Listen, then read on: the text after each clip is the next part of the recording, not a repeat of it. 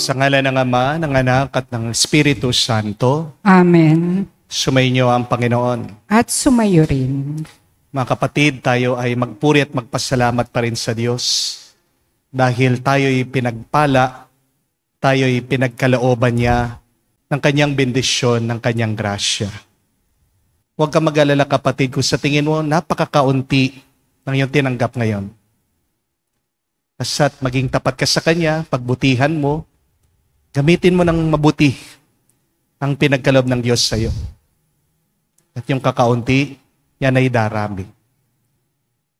Pag alam ng Diyos na hindi ka makasarili, pag nakikita ng Diyos sa ikaw ay nagpapakumbaba sa Kanya, pag tinatanggap mo ang Diyos sa iyong buhay, mas marami pang blessing ang ibibigay niya sa iyo.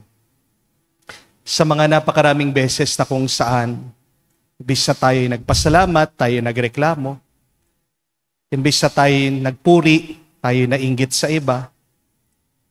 Imbis na tayo magpakabuti, pinili natin ang mali. Hilingin natin muli ang awa at pagpapatawad ng Diyos para tayo ay makitang karapat-dapat makatanggap sa mga banal na misteryo. Inaamin ko Sa makapangyarihang Diyos at sa inyo mga kapatid, na lubha ako nagkasala sa isip, sa salita, sa gawa at sa aking pagkukulang. Kaya isinasamo ko sa mahal na Birheng Maria, sa lahat ng mga anghel at mga banal, at sa inyo mga kapatid, na ako'y ipanalangin sa Panginoong ating Diyos. kaawaan tayo ng makapangyarihang Diyos, patawarin tayo sa ating mga kasalanan, at patnubayan tayo sa buhay na walang hanggan. Amen. Panginoon, kaawaan mo kami. Panginoon, kaawaan mo kami. Kristo, kaawaan mo kami. Kristo, kaawaan mo kami. Panginoon, kaawaan mo kami. Panginoon, kaawaan mo kami. Manalangin tayo.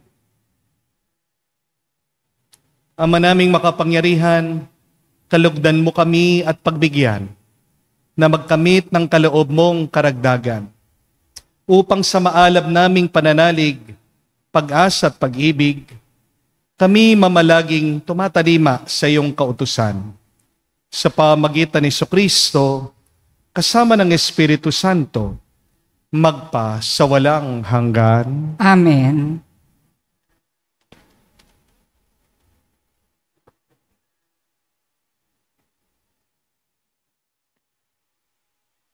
Pagbasa mula sa aklat ng Exodo. Ang mga Israelitay nakarating sa ilang ng Sinai noong 3 buwan nang umalis sila sa Ehipto. Mula sa Refidim, nagpatuloy sila sa ilang ng Sinai at nagkampo sa tapat ng bundok. Sinabi ng Panginoon kay Moises, "Magsasalita ako sa iyo mula sa makapal na ulap ng naririnig ng mga tao upang sila'y maniwala sa iyo habang panahon." At sinabi ni Moises sa Panginoon ang pasya ng mga tao. Sinabi ng Panginoon kay Moises, "Sabihin mo sa mga tao na humanda sa pagsamba sa akin ngayon at bukas. Kailangan labhan nila ang kanilang mga kasuotan at humanda sa makalawa, sapagkat ako, ang Panginoon, ay bababa sa bundok ng Sinai para makita ng mga tao." Kinaumagahan ng 3 araw, nagkukulog sa bundok at sala-salabat ang kidlat. Ang bundok ay nabalot ng makapal na ulap at narinig ang isang malakas na tunog ng tambuli. Lahat ng tao sa buong kampamento ay nanginig sa takot. Pinangunahan ni Moises ang mga tao papunta sa paanan ng bundok upang humarap sa Diyos. Ang bundok ng Sinai ay nababalot ng usok sapagkat bumaba ang Panginoon sa anyo ng apoy. Pumailang lang ang lisak tulad ng usok ng isang pugon at ang mga tao ay pinagharian ng takot. Palakas ng palakas ang tunog ng tambuli. Nagsalita si Moises at sinagot siya ng Diyos sa pamamagitan ng kulog. Ang Panginoon ay bumaba sa tuktok ng bundok ng Sinai at pinaakyat niya roon si Moises. Ang salita ng Diyos. Salamat sa Diyos. Purihin at ipangdangal ang Diyos magpakailanman. Purihin at ipagdangal ang Diyos magpakailanman. Pinupuri ka namin, Panginoon, Diyos ng aming ninuno. Karapat-dapat kang ipagdangal at dakilain magpakailanman. Purihin ang iyong banal, malwalhating pangalan. Nararapat purihin at ipagdangal magpakailanman. Purihin at ipagdangal ang Diyos magpakailanman. Purihin ka sa iyong banal at marangal na tahanan. Lubang karapat-dapat kang awitan at dakilain magpakailanman. Purihin at ipagdangal ang Diyos magpakailanman. Purihin ka at na nakaluklok sa maringal mong trono. Karapat-dapat kang awitan at dakilain magpakailanman. Purihin at ipagdangal ang Diyos magpakailanman. Mula sa iyong luklukan sa ibabaw ng kerubin, nakikita mo ang kalaliman, ang daigdig ng mga patay. Karapat-dapat kang purihin at dakilain magpakailanman. Purihin at ipagdangal ang Diyos magpakailanman. Purihin ka sa buong sanglangitan. Karapat-dapat kang awitan at dakilain magpakailanman. Purihin at ipagdangal ang Diyos magpakailanman.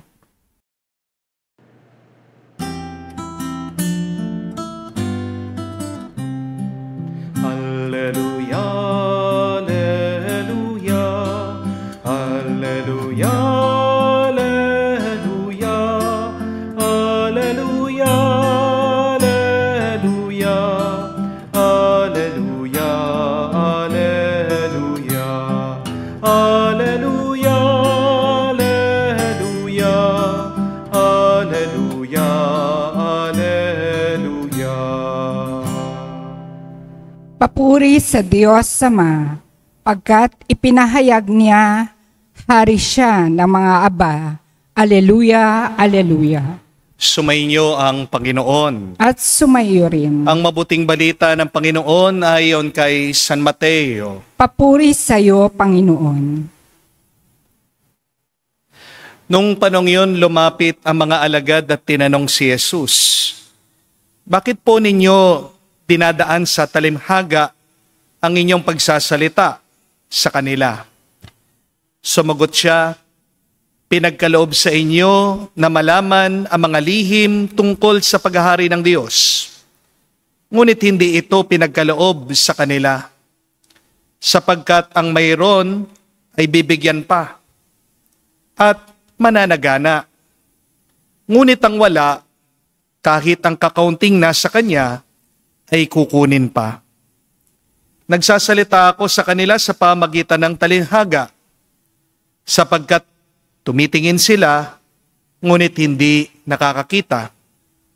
Ang nakikinig, ngunit hindi nakakarinig, ni nakakaunawa. Natutupad nga sa kanila ang hula ni Isaias na nagsabi, "Makinig man kayo ng makinig, hindi kayo makakaunawa. At tumingin man kayo ng tumingin, hindi kayo makakakita. Sapagkat naging mapurol ang isip ng mga ito. Mahirap makarinig ang kanilang mga tenga at ipinikit nila ang kanilang mga mata. Kung di gayon, di sana'y nakakakita ang kanilang mga mata nakarinig ang kanilang mga tenga, nakaunawa ang kanilang mga isip, at nagbalik loob sa akin. At pinagaling ko sila, sabi ng Panginoon. Mapalad kayo, sapagkat nakikita ng inyong mga mata at nakakarinig ang inyong mga tenga. Sinasabi ko sa inyo, maraming mga propeta at matutuwid na tao ang nagnasang makakita sa inyong nakikita, ngunit hindi ito nakita, at makarinig sa inyong naririnig, ngunit hindi ito napakinggan. Mga kapatid, ang mabuting balita ng ating Panginoon. Pinupuri ka namin, Panginoong Hesukristo. Magandang araw po muli sa inyong lahat. At pinagdarasal pa rin po natin lahat ng mga kababayan natin na nahihirapan dahil po sa bagyo, dahil sa habagat. Please stay well, be well. We are praying for you. Kapit lang po sa Diyos. Tanong po, paano mo alam na tunay kang pinagpala? How do you know that you are really and truly blessed by God? Pag marami ka ng pera, kapag maganda na ang iyong bahay, kapag may magara kang sasakyan, kapag kumikita ang iyong negosyo, kapag wala kang sakit, malusog ang iyong pangangatawan, o kapag nakamtan mo na ang iyong panaginip o pangarap. Yes, these are blessings. Don't get me wrong. Blessings are the good things that we receive from God. And yet, there is something more to what we receive. True blessings are also when you use properly, rightly, what you have received from God. Amen? Ang tunay pong pagpapala ay hindi lang yung mga mabubuting tinatanggap natin. Ang pagpapala, ang grasya ay hindi lang yung mga bagay na tinanggap natin. Pero ang tunay na pagpapala ay yung ginagamit mo sa mabuti, sa pagpapakabanal, yung tinanggap mo galing sa Diyos. Dito po sa parokya, minsan pag kami po ay nagbi-BEC, dumadaan po ako sa mga iskenita. Marami po mga tabi-tabing bahay dito sa parokya. Hindi naman po lahat mayayaman. Karamihan po kawawa, mahihirap. Lalong-lalo na po, lalong naghihirap yung mga tao dito. Pagsimula po nung tinaas yung daan, kasi naiwan po yung kanilang mga tahanan. Kaya pag umuulan na po, kamukha nito, binabaha yung loob ng kanilang bahay. Nung pong minsan, sang araw, napadaan po ako, may nakita po akong isang bahay, lubog na po ng tubig. Meron pong isang matanda na doon sa loob. Naawa po ako. Pero natuwa po ako dahil nakita ko may cellphone siya. At sabi ko, salamat sa Diyos, kahit na paano, may libangan itong matanda. Pero, nung sinilip ko po yung matanda, tinignan ko, anong ginagawa niya sa cellphone? Nabigla po ako. Bakit? Sumusugal po siya. Nag-online gambling. Diba? Hirap na siya. Pero lalo pang naghihirap ang buhay niya. Bakit? Hindi niya ginagamit sa mabuti yung pinagkaloob ng Diyos sa kanya. Kaya nga pinaliwanag ng ating Panginoon ito sa ating ebanghelyo.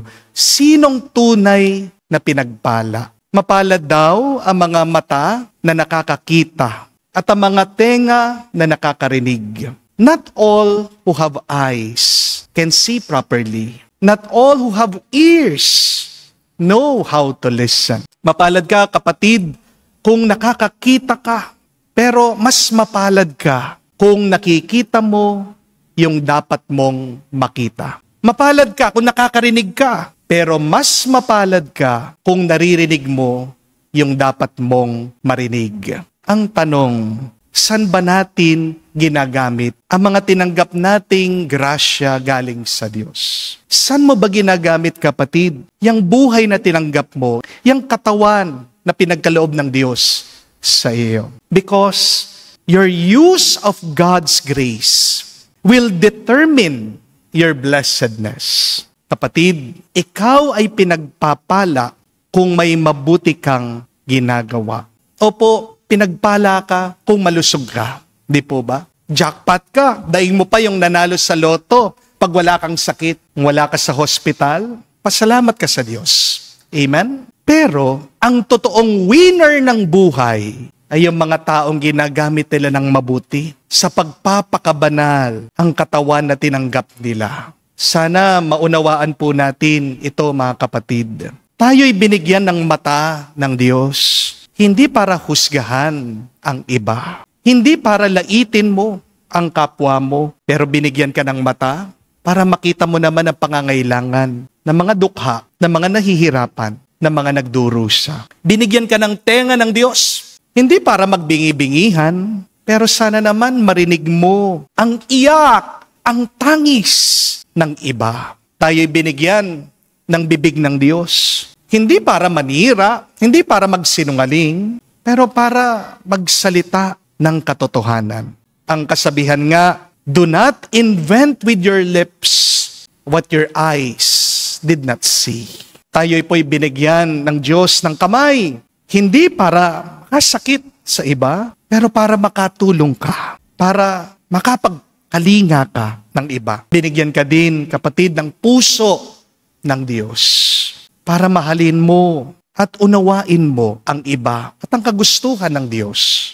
Alam niyo po, nakakalungkot isipin na binigyan tayo ng grasya ng Diyos, pero sa mali natin ito ginagamit. Ang utak mo, isa yan sa mga pinakasophisticadong computer dito sa mundo. Walang binatbat dyan yung artificial intelligence. Kayang maglikha ng isip mo ng mga mabubuti, magagandang bagay, unique, beautiful things. Pero tanong ko, saan mo ginagamit ang isip mo? Di ba madalas sa pag-aalala, sa takot, at minsan sa pagpaplano, paano ka makagawa ng kasalanan? Aminin niyo po, marami sa atin ginagamit ang ating utak sa negatibo. Ang puso mo, baka nakalimutan mo, isa yan sa mga pinakamakapangyarihan na parte ng iyong katawan. Kapag tumigil yan, mamamatay ka. Di po ba? Pero, pinapatay mo din ang iyong sarili. Kapag pinupuno mo ng galit at sakit ng loob, yang puso mo. Nanghihina ka kapag hindi ka marunong magpatawad sa iba. Nalulungkot ka kapag naiinggit ka sa iyong kapwa. Kapatid, hindi nagiging blessing ang iyong mata. Sumpa ang iyong mata kapag nakikita mo, nagmamakaawa na nga ang iyong asawa sa iyo, pero hindi ka pa rin nagbabago. Sinumpa ang iyong mata. Kung imbis na tignan mo ang Diyos, palagi kang pabalik-balik sa iyong bisyo, sa iyong kasalanan. Naririnig pa ba ng iyong tenga ang iyak ng iyong pamilya? Nakikiusap sila sa iyo na magpakatino ka na? Tandaan mo, kapatid, ang tunay na pinagpala ay sila ay yung mga nakatanggap ng mabuti at ginagamit sa mabuti ang kanilang tinanggap. Pero, sumpa ang iyong buhay kapag ang iyong tinanggap na mabuti ay ginagamit mo sa iyong pagkamakasarili. You live a cursed life when you use your eyes, but you do not see. You have your ears, but you do not listen. You have your mouth, but do not speak rightly. You have your hands, and yet you do not serve. You have your mind, and yet not think about heavenly things. You have your heart, but do not love. Tandaan niyo po, kapatid, how you live your life is how God will judge you. Bandang huli, tayo po'y huhusgahan ng Diyos kung paano natin ginamit itong buhay na ito na pinagkaloob ng Diyos sa atin.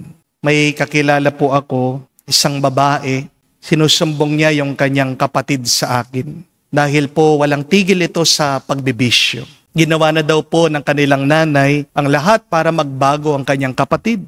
Pina-counseling na, pinakiusap na sa pare, nagkumpisal na sa pare, iniyakan na daw po itong kanyang anak, lumuhod na sa kanyang harapan. Ganon pa rin, walang pagbabago. Matigas pa rin po ang ulo, ang puso nitong kanyang anak.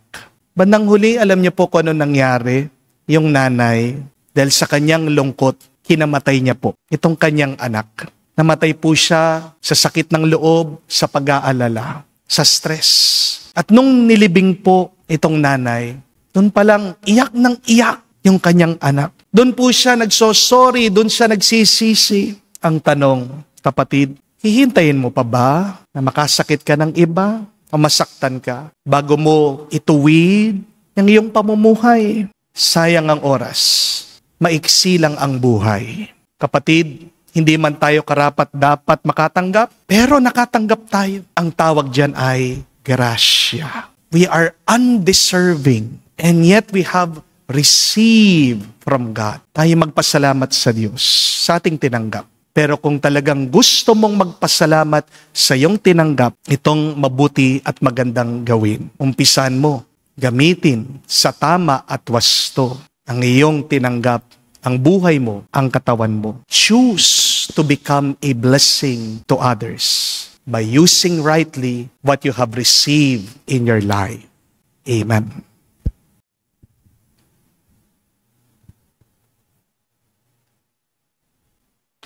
Tumayo po tayo. Tinuruan tayo ni Kristo sa pamagitan ng mga talimhaga. Si Kristong naghahasik ng butil ng salita ng Diyos.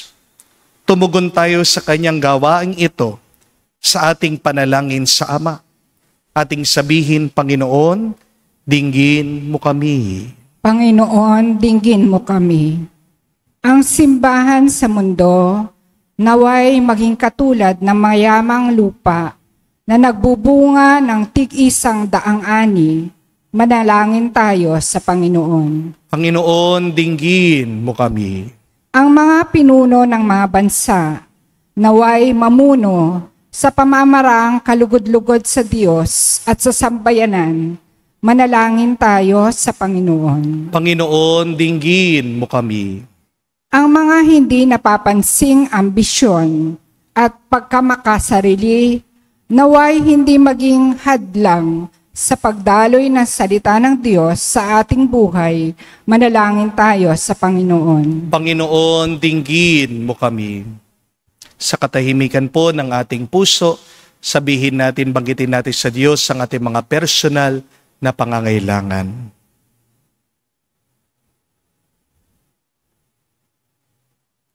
Ama naming nasa langit, tulungan mo kaming makilala ang butil ng iyong salita na naghasik sa aming buhay. Huwag nawa kaming masilo ng mga alalahanin ng mundong ito, bagkus maging maliksi kami sa paglilingkod sa iyo, upang makapamunga kami ng mayamang ani.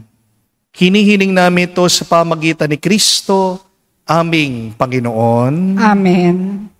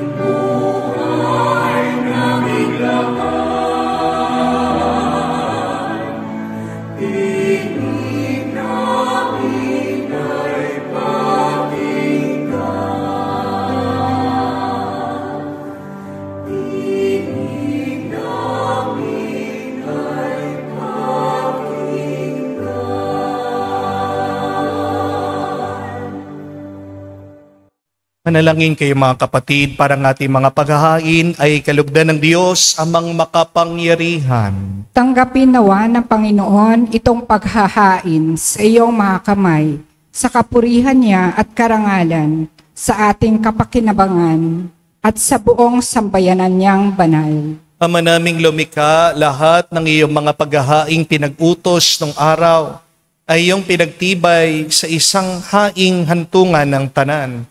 Tanggapin ang ginaganap ngayon ng iyong mga lingkod. Basbasan mo ito sa kabanalang gaya ng iyong kaloob.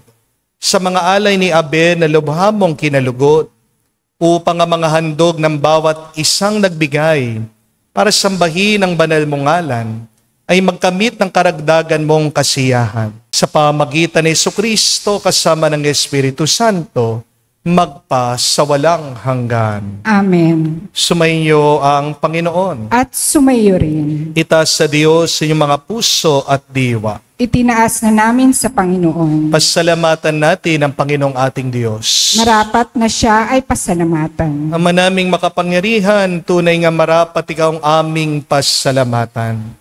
Pinagbibigyan mo itong aming maihayag, kahit na ito'y walang anumang maidaragdag. Sa kadakilaan sa iyo ay likas, sa pagpupuri namin ang nakikinabang. Ay kami ring iyong pinakikiharapan sa pamagitan ng iyong anak na minamahal. Kaya kaisa na mga anghel na nagsisiawit ng papuri sa iyo, nang walang humpay sa kalangitan, kami nagbubunyi sa iyong kadakilaan.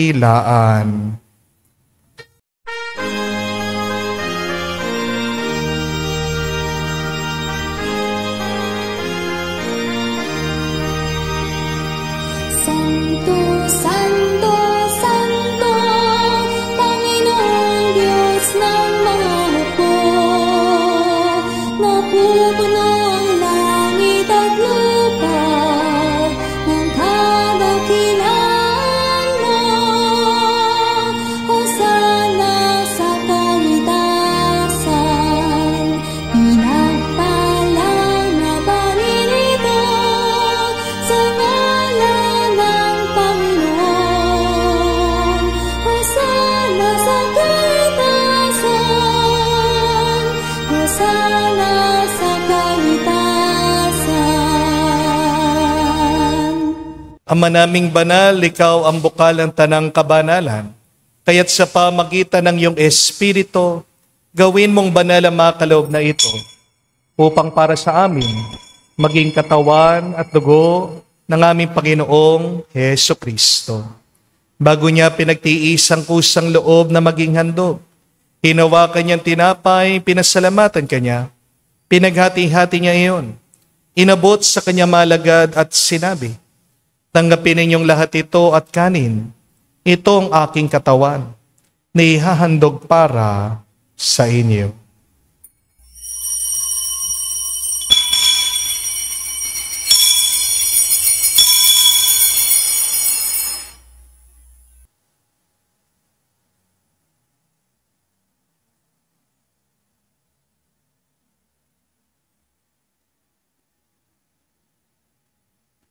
Gayon din naman na matapos ang hapunan, hinawakan niyang kalis, muli kanyang pinasalamatan. Inabot niya ang kalis sa kanyang mga alagad at sinabi, tanggapin ninyong lahat ito at inumin. Ito ang kalis ng aking dugo, ng bago at walang hanggang tipan. Ang aking dugo na ibubuhos para sa inyo at para sa lahat. Sa pagpapatawad ng mga kasalanan, gawin ninyo ito sa pag-alaala sa akin.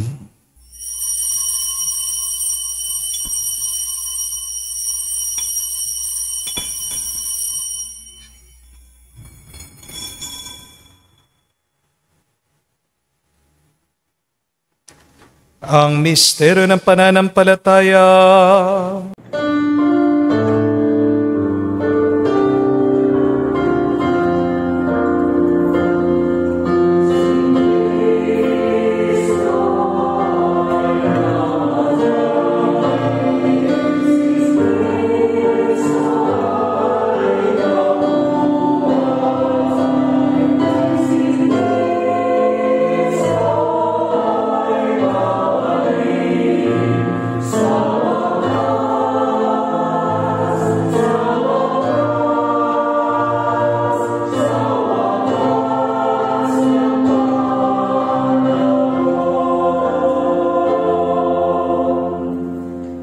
Ama, ginagawa namin ngayon ang pag-alaala sa pagkamatay, muling pagkabuhay ng iyong anak. Kaya tiniyalay namin sa iyong tinapay nagbibigay buhay at ang kalis na nagkakalob ng kaligtasan. Kami nagpapasalamat dahil kami iyong minarapat na tumayo sa harap mo para maglingkod sa iyo. Sinasamo namin kami magsalo-salo sa katawan at dugo ni Kristo ay mabuklod sa pagkakaisa sa pamagitan ng Espiritu Santo. Amalingapin mong iyong simbahan, laganap sa buong daigdig. Puspusin mo kami sa pag-ibig. Kaisa ni Leon ang aming Santo Papa, si Florentino aming Arsobispo, at ng Tanang Kaparian. Alalahanin mo rin ang aming mga kapatid na nahimlay may pag-asang sila'y muling mabubuhay. Ngayon din naman lahat ng mga pumanaw. Kawan mo't sila't patuloyin sa iyong kaliwanagan. Kawan mo't pagindapatin kaming lahat na makasalo sa iyong buhay na walang wakas. Kaisa na mahal na Birhen Maria, Ina ng Diyos. Kaisa ni San Jose ang kanyang malwalhating esposo. Kaisa na mga apostol, lahat ng mga banal na namuhay dito sa daigdig na kalugod-lugod sa iyo. May pagdiwang naman namin ang pagpupuri sa ikararangal mo sa pamagitan ng iyong anak, aming Panginoong Hesu Kristo. Sa pamamagitan ni Kristo, kasama niya at sa Kanya, ang lahat ng parangal at papuri ay sa iyo, Diyos Ama, makapangyarihan, kasama na Espiritu Santo, magpasawalang hanggan. Amen, amen, amen.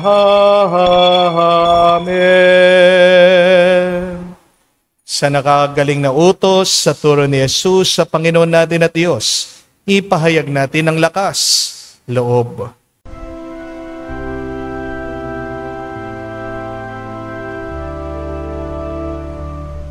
Ama namin, sumasalangit ka, sambahin ang ngalan mo, mapasa amin ang kaharian mo, sundin ang loob mo dito sa lupa para nang sa langit. Bigyan mo kami ngayon ng aming kakanin sa araw-araw at patawarin mo kami sa aming mga sala para nang magpapatawad namin sa nagkakasala sa amin. At huwag mo kaming ipahintulot sa tukso, at iadya mo kami sa lahat ng masama. Hinihiling namin kami adya sa lahat ng masama, pagkalooban ng kapayapaan araw-araw, iligtas sa kasalanan, ilayo sa lahat ng kapamakan, samantalang aming pinanabikan ang dakilang araw ng pagpapahayag ng tagapagligtas naming si Hesu Kristo. Sapagkat iyo ang kaharian at ang kapangyarihan at ang kapurihan magpakailanman. Amen. Panginoong Hesu Kristo, sinabi mo sa mga apostol, kapayapaan ang iniiwan ko sa inyo. Ang aking kapayapaan binibigay ko sa inyo. Tungayan mo ang aming pananampalataya at huwag ang aming pagkakasala. Pagkalooban mo kami ng kapayapaan at pagkakaisa ayon sa iyong kalooban, kasama ng Espiritu Santo, magpa sa walang hanggan. Amen. Kapayapaan ng Panginoon ay laging sumainyo. At sumayo rin. Magbigayan po kayo ng kapayapaan sa bawat isa. Peace sa inyo po, kapayapaan po sa inyong lahat.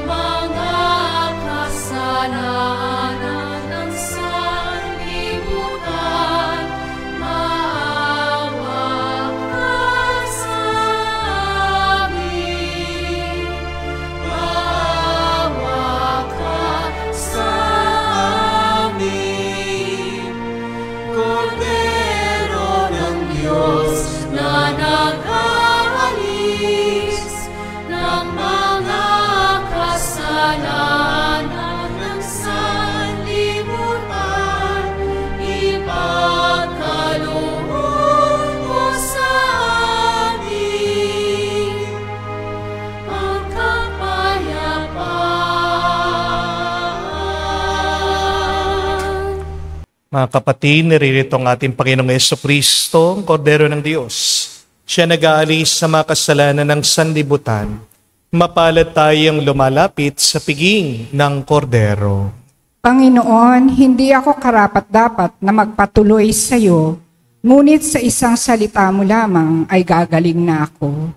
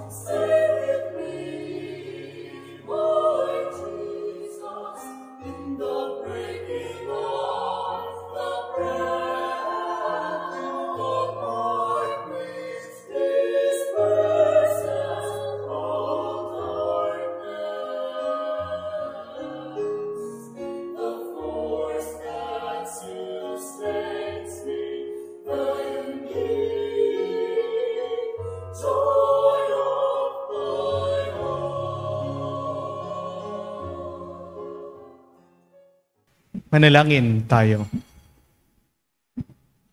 Ama naming mapagmahal, manatili kang kapiling ng iyong sambayanan, na ngayon pinapakinabangan mo sa iyong sariling buhay, at gawin mo kami pasulong na makahakbang mula sa dati naming pagkamakasalanan, patungo sa pagbabagong nagdudulot ng iyong kabutihan, sa pamagitan ni Jesucristo kasama ng Espiritu Santo, magpa sa walang hanggan. Amen.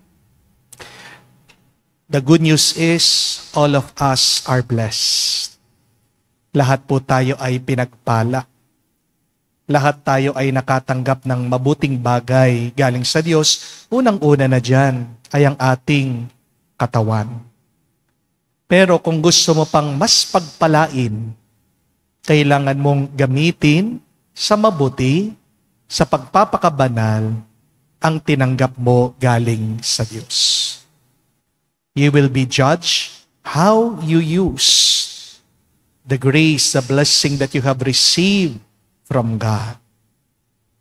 Kaya nga po, kung may mata ka, tingnan mo naman yung mga nakalapit sa iyo. Baka sila'y napapabayaan. Kung may tenga ka, pakinggan mo naman ang hinaing, ang iyak ng mga nakalapit sa iyo. Baka nasasaktan mo sila. Meron kang bibig, gamitin mo yan para pagdasal mo ang iyong mga kapatid, ang ibang tao, ang mga nahihirapan.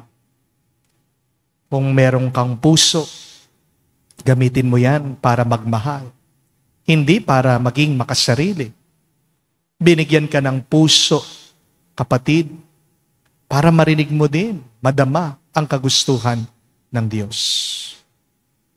Kaya nga, mga kapatid, lingin natin muli ang tulong ng Diyos. Tayo'y gabayan, tayo'y tulungan ng ating tinanggap ay magamit natin sa wasto. Parang ating buhay ay maging isang pagpapala hindi lang para sa atin o hindi para din sa mga ibang tao. Sumainyo ang Panginoon. At sumayo rin. At kayo'y basbasan ng Diyos, makapangyarihan sa lahat. Sa ngalan ng Ama, ng Anak, ng Espiritu Santo. Amen. Ang ating misa ay natapos na. Humayo kayo sa kapayapaan ni Kristo. Salamat sa Diyos.